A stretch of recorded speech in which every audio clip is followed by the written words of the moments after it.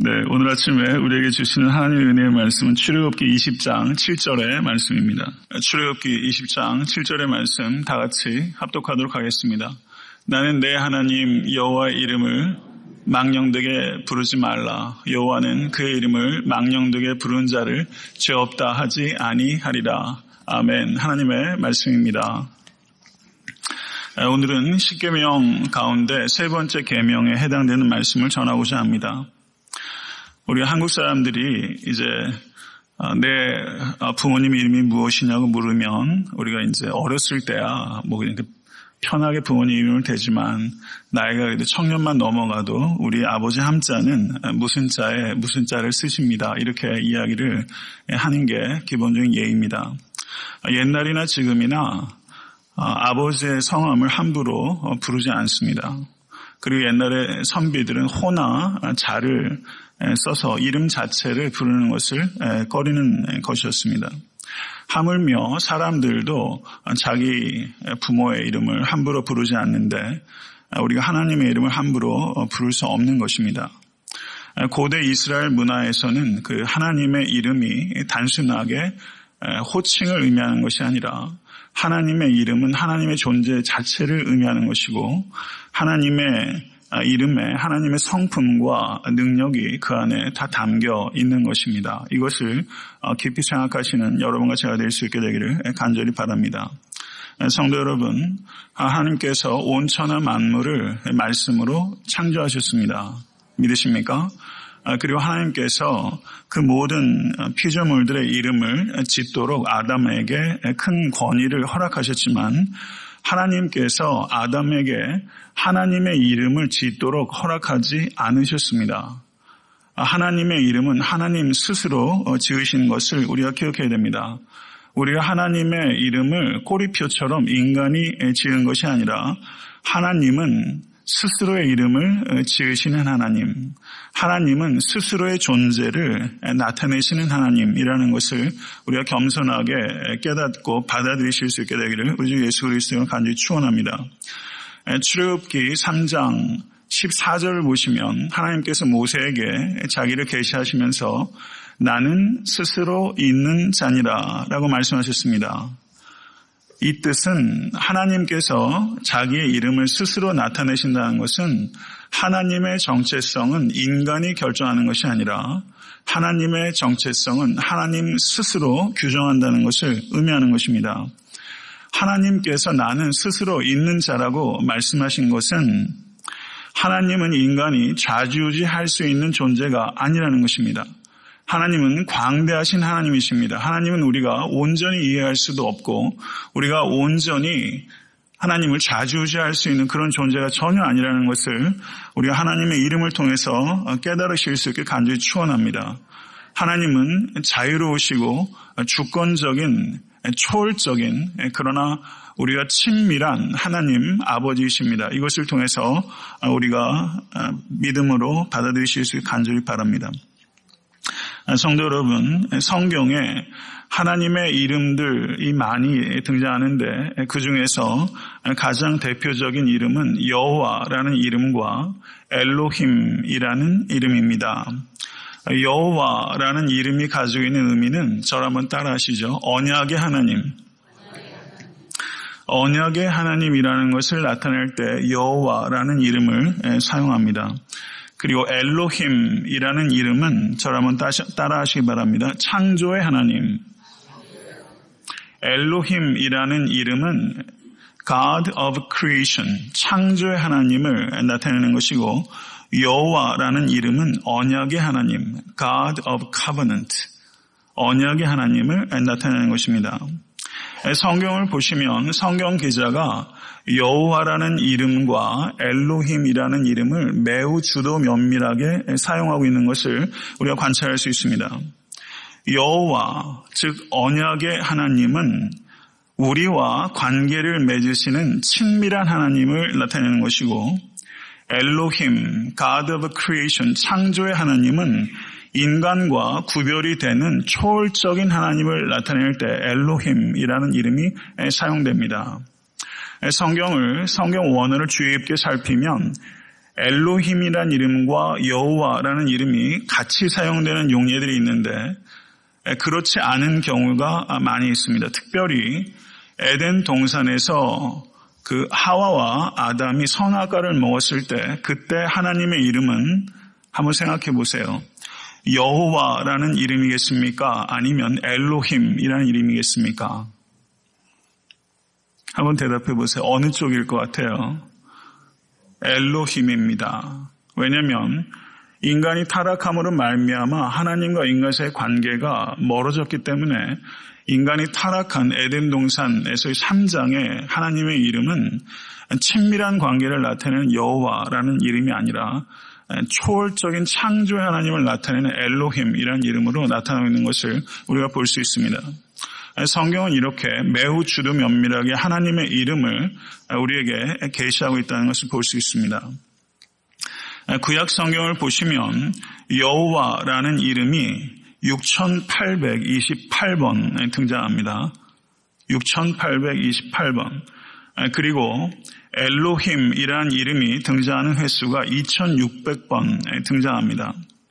그런데 이스라엘의 율법사들이 하나님의 계명을 가리킬 때 여호와라는 이름이 등장하거나 엘로힘이라는 이름이 등장하게 되면 그때 율법학자들은 그 이름을 발음하지 않습니다. 가령 출애굽기 20장 2절의 말씀을 보시면 나는 너를 애굽 땅 종되었던 집에서 인도하여 낸 너의 하나님 여호와니라 라고 했을 때 율법학자들은 20장 2절을 나는 너를 애굽 땅 종되었던 집에서 인도하여 낸 너의 하나님 그리고 하늘을 올려다봅니다.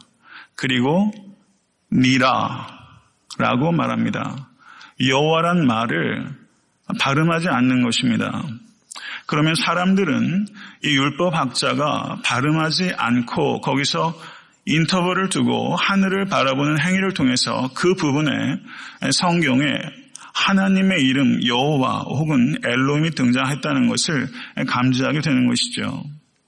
이와 같이 여호와라는 이름 자체를 발음하지 않거나 혹여는 발음할 때 여러분 잘 아시는 대로 아도나이라고 읽습니다.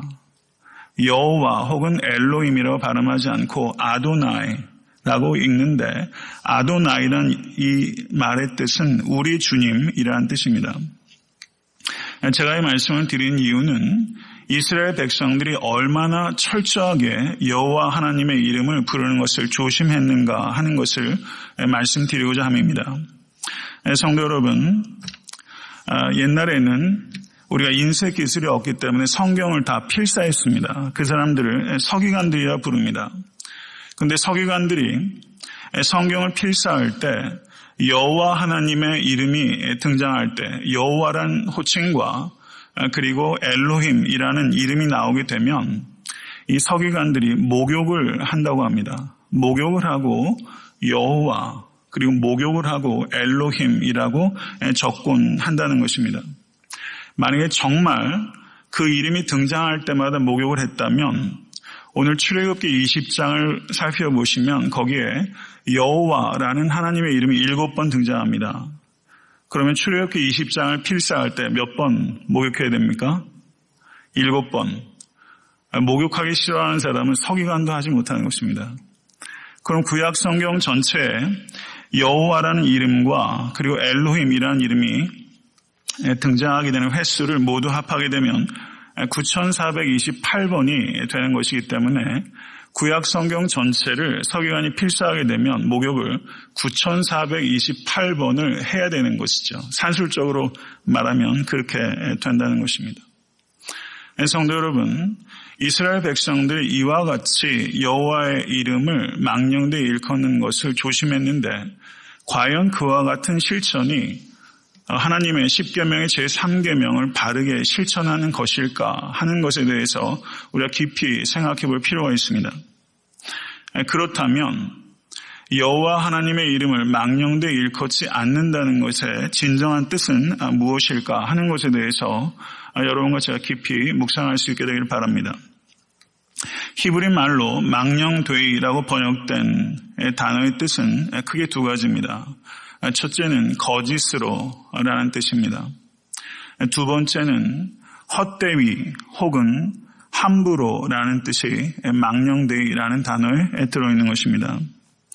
성도 여러분, 지금도 다른 사람의 이름을 도용하게 되면 다른 사람의 이름을 도용해서 사인을 한다든가 하게 되면 그것이 법률적으로 크게 문제가 되는 것입니다.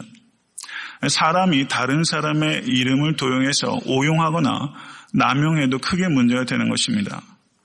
만약에 우리가 사람이 사람의 이름을 도용하는 것이 아니라 사람이 하나님의 이름을 도용하고 남용해서 자기의 이익을 취한다면 그것을 망령되이 여호와 하나님의 이름을 우리가 일컫는 것이 되는 것입니다.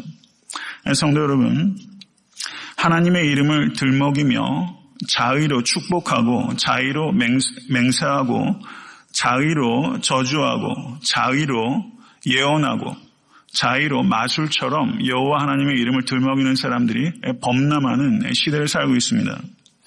이러한 행위를 철저하게 근절해야 됩니다. 그리고 이러한 행위는 하나님께서 매우 무섭게 징계하는 범죄라는 것을 깊이 생각하시는 여러분과 제가 될 수 있게 되기를 간절히 바랍니다. 신명기 18장 19절에서 20절의 말씀을 보시면 이렇게 말씀합니다. 무릇 그가 내 이름으로 고하는 내 말을 듣지 아니하는 자는 내게 벌을 받을 것이요 내가 고하라고 명하지 아니한 말을 어떤 선지자가 만일 방자히 내 이름으로 고하든지 다른 신들의 이름으로 말하면 그 선지자는 죽임을 당하리라 하셨느니라 라고 말씀합니다. 하나님의 이름을 방자히 도용하고 하나님께서 명하지 아니한 말을 전하게 되면 그 선지자는 죽임을 당하게 될 것이다 라고 말씀하고 있는 경고입니다. 이 경고를 우리는 매우 심각하게 들어야 됩니다. 특별히 목회자가 하나님의 이름을 운운하며 하나님의 뜻을 사칭하는 것에 대해서 매우 경계를 해야 되는 것입니다. 성도 여러분, 제3계명 여호와 하나님의 이름을 망령되이 일컫지 말라라는 부정명령을 긍정명령으로 바꾸게 되면 여호와 하나님의 이름을 찬양하라는 명령인 것입니다. 출애굽기 9장 16절을 보시면 하나님께서 모세에게 내가 너를 세웠음은 나의 능력을 내게 보이고 내 이름이 온 천하에 전파되게 하려 하였음이니라 라고 말씀하고 있습니다. 성도 여러분, 하나님의 이름은 기도와 찬양 가운데 그리고 열방 가운데서 선포되어야 되는 거룩한 이름입니다. 시편 69편 30절의 말씀을 보시면 내가 노래로 하나님의 이름을 찬송하며 감사함으로 하나님을 광대하시다 하리니 라고 말씀합니다. 시편 22편 22절을 보시면 내가 주의 이름을 형제에게 선포하고 회중에서 주를 찬송하리이다 라고 말씀하고 있습니다. 시편 18편 49절을 보시면 여호와여 이름으로 내가 열방 중에서 주께 감사하며 주의 이름을 찬송하리이다 라고 말씀하고 있는 것을 우리가 볼 수 있습니다. 선교는 무엇입니까? 선교는 여호와의 이름을 선포하는 것입니다. 이번 7월 말에 저희가 과테말라 단기 선교를 가게 됩니다. 성도 여러분, 여호와의 이름에 능력이 있다는 것을 믿으실 수 있게 될 간절히 바랍니다. 나사렛 예수 그리스도의 이름에 생명이 있습니다. 그 이름을 붙잡고 선포하게 되면 하나님의 능력과 권세가 나타나게 되는 것입니다.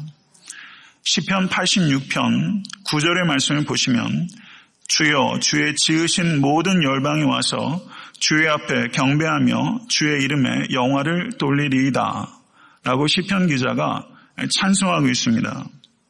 여러분과 저의 간절한 기도와 기대가 모든 열방이 재림하시는 예수 그리스도의 발 앞에 굴복하고 주의 이름을 경배하게 될 그때를 소망 가운데 기다리시면서 거룩하고 흠이 없는 성도의 삶을 살아가실 수 있게 되기를 간절히 축원합니다.